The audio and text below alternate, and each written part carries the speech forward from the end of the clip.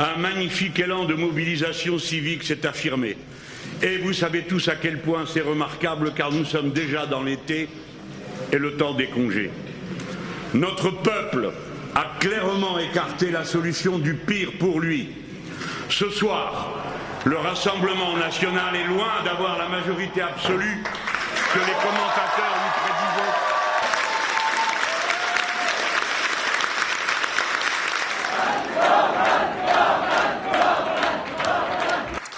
Malheureusement, l'alliance du déshonneur et les arrangements électoraux dangereux passés par Emmanuel Macron et Gabriel Attal avec les formations d'extrême gauche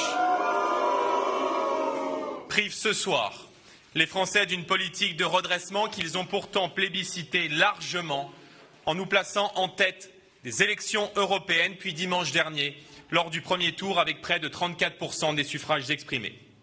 Ce soir, ces accords électoraux jettent la France dans les bras de l'extrême gauche de Jean-Luc Mélenchon.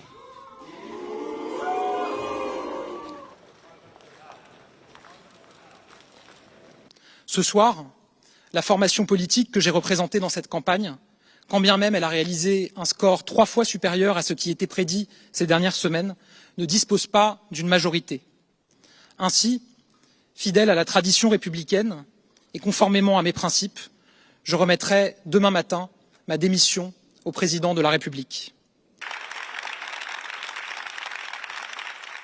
Pour que demain, nous soyons en situation d'avoir une majorité absolue dans un an peut-être.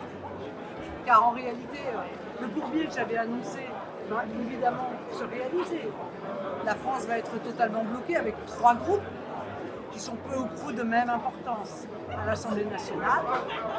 Bien, passons par là, c'est malheureux, on perdra un an supplémentaire, un an de plus d'immigration dérégulée, un an de plus de perte du pouvoir d'achat, un an de plus d'explosion de l'insécurité dans notre pays.